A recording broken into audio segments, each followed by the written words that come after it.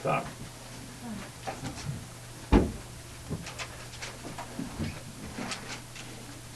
All right, so functions.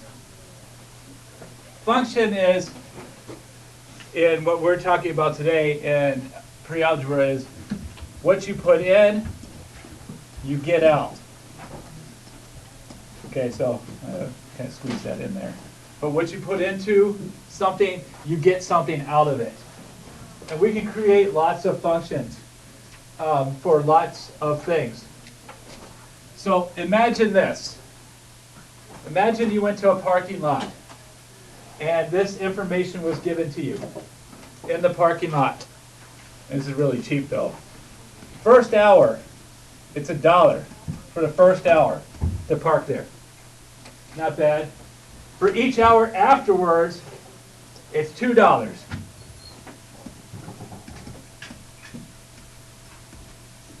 So $2 for each additional hour. Now it's going to get a little more expensive. And by the way, every parking lot has a different rule. It's whatever they come up with for whoever owns the parking lot. And then it says $15 max. So you're not going to charge you more than $15. Okay, you can't park overnight, and it's open from 6 to 10. All right, so what we're going to figure out is some basic information to help us graph this. So the first thing we need to figure out is the domain of this function. All right, so the domain of the function is the number of hours a car can be parked in the lot. I said it's open from 6 a.m. to 10 p.m. So what is the maximum number of hours it can be in this lot? 8 hours. No, 6 a.m. to 10 p.m. Oh. 4 hours. 6 a.m. to 10 p.m. 16 hours. So the domain is 0, if you're only in there for 10 minutes, to 16. Okay? So there's the domain. 0 hours to 16 hours. What is the range? The range is the number of dollars that you are going to pay to get into a lot. So if you just drive into a lot and decide you don't want to park there and leave, how much is it going to cost you?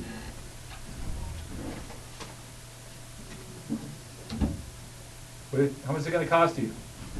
You go in, you park your car, you're like, oh, I forgot something at home, I got to go back home. You go out to leave, how much is it going to cost you? 0. No. $1. It's going to cost you $1. That's the 0 to 1. All right, it's going to cost you $1. So your range is, the first hour is going to cost you $1.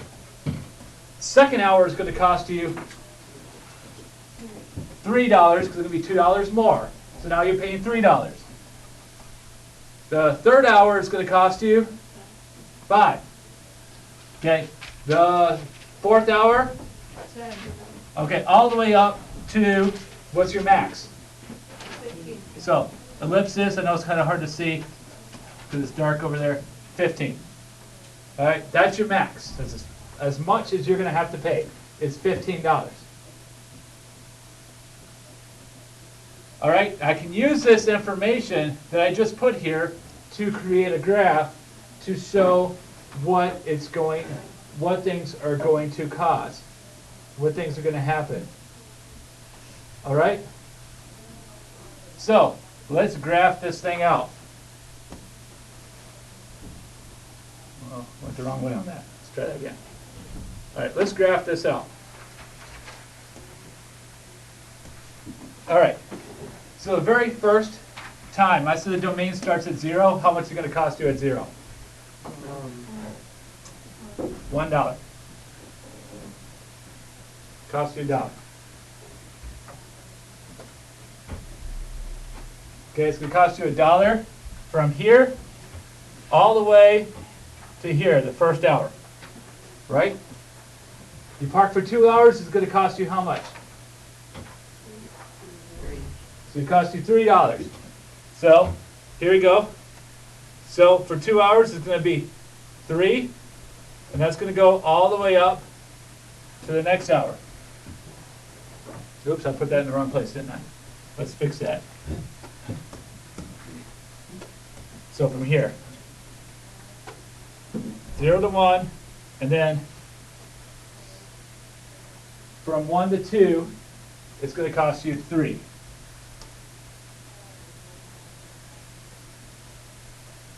From 2 to 3, it's going to cost you how much? 5. It costs you 5. So now we're up here.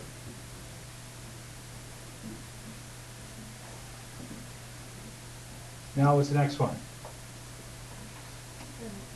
Now it's $7 for the next section. You're here. So we said how much? 7. So here to here. For 4 hours, it's going to cost us how much now? 7. Well, we just said 7. Oh, 9. It's going to cost us 9. So now we're up here. For 5 hours, it's going to cost us 11. 11. So now we're up here. And then for 6 hours, it's going to cost us, 13. and my screen's going to run out. And then the last one is 15 because that's the max. Now, when we get up to 15, and you won't be able to see it on the video. When you get up to 15, it's going to go this way, and it's going to go all the way out till you get to the 16 line. Right? Because it's 15 for that whole time. Right? This is just showing you, each one of these is showing you, it's going to cost you, this one's going to cost you $7 from hour 3 all the way to hour 4. You go a minute over hour 4, now you're at this range. You go a minute over this one, now you're paying this much. All right? Because it's a minute past the next hour, so that's how we would graph that function. All right, let's try a different one to graph. Let's clear this out. Let's try a different one. All right, the perimeter of a square is P equals 4 times S. 4 times the side. What is the domain? What can the domain be for the perimeter of a square?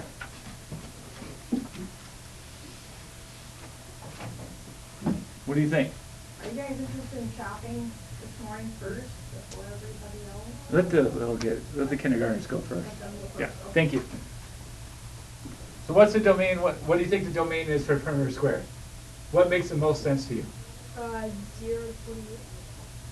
If it's a positive number, it can be part of a square, right? Oh. So the domain is all positive real numbers. The domain is all positive real numbers. Okay, because side of a square can't be a negative number. It can't be 0, because then it wouldn't be there. So it has to be, but all positive numbers. You could have a square that's the size of this room. You have a square the size of your pinky finger, right? All right, so what's the range? What do you think the range is? R for range. What do you think the range is? Kind of similar to the domain.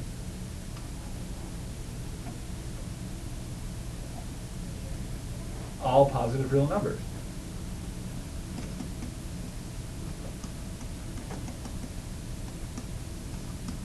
It's all positive real numbers. The domain is what you put into the function. The range is what you get out. So in this case, here is the domain, and here is the, oh, that's not good. Yeah, I can see that. Here is the range. That's what you're going to get out. What you put in is what you get out. Domain and range. All right, let's create a table so that we can graph it out. All right, so P equals 4S. So the domain is always on the left, and the range is always on the right. All right, so if one side is 1, what is the perimeter? Looking at the formula P equals 4S. 4. Yes. Side is 2, what is it? 8. Okay? Let's do 2 more. Side is 3, what's the perimeter? 12. Yep. Side is 4, 16. 16. 3. No. You can pick any numbers you want, as long as they're positive numbers. You can pick for your side 30, but why would you take the time to graph that? Right? That'd be stupid. So let's just graph it now. So it's 1, 4. It is 2, 8. I'm going to go off the screen pretty quickly. 3, oops, 2 8s right here. 3, 12 is way up here, and then 4, 16, I'm off the screen. It's up there. But you can see what kind of a line this makes. All right? It makes a fairly steep line. Where is it? Where is it? I lost it. I'm not going to take the time to find it. Oh, well. Yeah, there it is. Ah, moved my screen. I hate it when that happens. All right, so it makes a steep, very steep line, even though it moved my screen. Or when I did that, it jumped the screen. But you connect it from 0 and you connect all the dots, you can see it makes a very steep line. All right, so we graphed it. We did all the 4 steps, figured out the domain, we figured out the range, and then we graphed it. All right, so let's try another one. And get rid of the objects. There it goes. All right, let's try a different one. All right. Now the graph that I just made, it's a continuous function. It's going to go on forever, right? I can keep that line going forever if I had enough tall enough graph paper. All right, as you can see, it goes on forever. It began at the origin, and all the points are in the same alignment. The line doesn't curve at all, right? All right. What that means is it makes a proportion, a direct proportion. Because I said when it was 2, oh, still doing that, huh? When it was 2, it would equal 8, right? That would equal, when it's 3, it would equal 12, right? On that graph that we made. So that's a direct proportion. Each one I could do would still break down to the same thing. If I were to solve this proportion, I'd get 24 equals 24, right? Doesn't matter, as long as they fit the function, it works. So it's a pretty useful thing. All right, let's try another one. Let's try one more. Let's try one more. All right. An online auction service charges a 30-cent listing fee plus 6% of the selling price for items up to $25. That's kind of like how Quidditch works. And you pay a penny each time you bid. They make a lot of money doing that. A lot of money. So online auction service charges 30 cents listing fee. They're going to charge 30 cents to list something. Just throwing the item out there. And 6% fee for selling it. I don't know what eBay takes. I don't know. I haven't sold anything with eBay. For items up to $25. So this is up to $25. Okay, so that's our information. The total service charge is a function, and I'm going to give you the formula because it's a little complicated. C equals, well, what do you think it is? 30 cents to start. 30 cents to start because that's just throwing it up there. Plus 6% of the price. Whatever it sells for, they're going to get. So they get 30 cents straight out from you. And then they're going to get whatever that item sells for, they take 6%. So that's the function that they give you. So let's graph it. Okay, but I'm going to label my graph a little bit differently. Your book would also give you this information to help you out. So down here is the selling price in dollars. Up here is the service charge.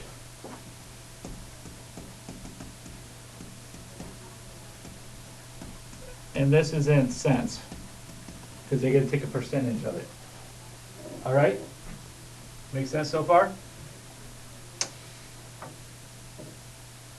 Okay, so let's create a table, and you're probably going to want to use a calculator for this one. Okay, P for price, C for how much they get. Notice the range is always the number, the letter by itself on the outside of the equation. The letter with the number becomes the domain. All right, so we'll start with the easy one. Sells for $1. How much do they get? Somebody tell me. Use your calculator. Find 6% of $1. So take $1 times 0.06. Or you can do that one in your head. and add 30 cents to it. What do you get? 36 cents. Okay? Item sells for $2. What do you get? How much do they get?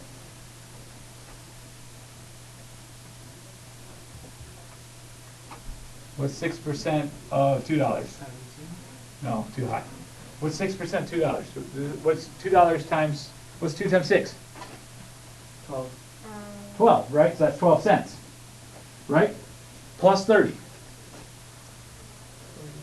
42. On your calculators, what you're doing is you're taking 0.06 times 2 here. You're going to get a decimal number, and you're going to add 30 to it. 30 cents. Okay, so now it's $3. So 3 times 0.06, what do you get? 3 plus 3 times 0.06, because remember it's multiplication. What do you get? 0.18. 18 cents plus 30 cents. What is that? You do that in your head, right? That's 48 cents. 48 cents. Very good. Now it's going to cost you $4. The item sells for $4. How much is it going to cost you? It's gonna cost 6% of $4? It's gonna plus, that's 24 54. plus 30. Okay, 54 cents. Okay, last time. Item sells for $5. 60. 60 cents? Okay? All right. Now let's graph that. Where does our graph start? By the way, the item doesn't sell. Where does it start? Does it start at 0, 0? No. No, it starts where? 0.01. It's going to start here. It's good because it costs you 30 cents. Remember I said this is in cents? It's going to cost you 30 cents just to list it. So if you don't sell, you still owe 30 cents. Okay? So that's where our graph has to start. At 1, sold for $1. How much did we say it was? How much did we say it was at $1? 36. Okay, so it's going to be about right here. Okay, we have to guess a little bit. It's not on the line. Okay, sold for $2, it's what? It's 48.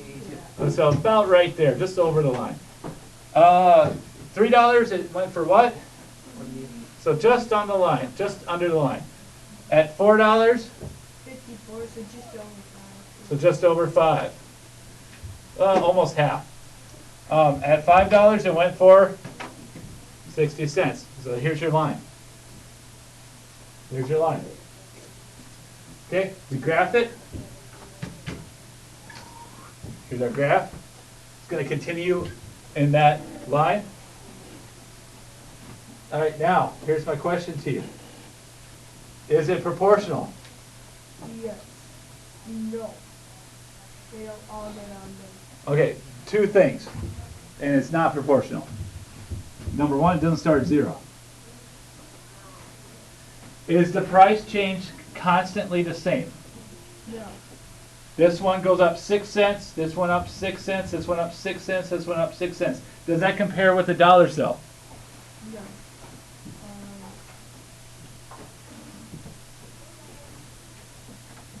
We'll look at it. Here's, it is at 60, it was at 5. So it's not going at the same range, right?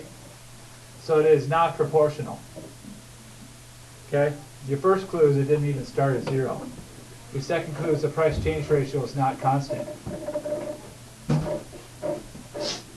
Okay, it's not a constant change because it started at 30 cents. All right, so that's what you're doing today.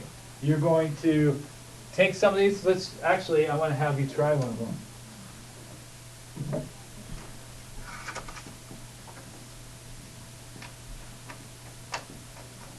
Try A. In your notebooks, try A. And that's where I'll stop this. Oh. Try that again. Which one? Just A. It still hasn't stopped. Yes, it did. It'll be here before we know it. That's right. Not. Right, that's just.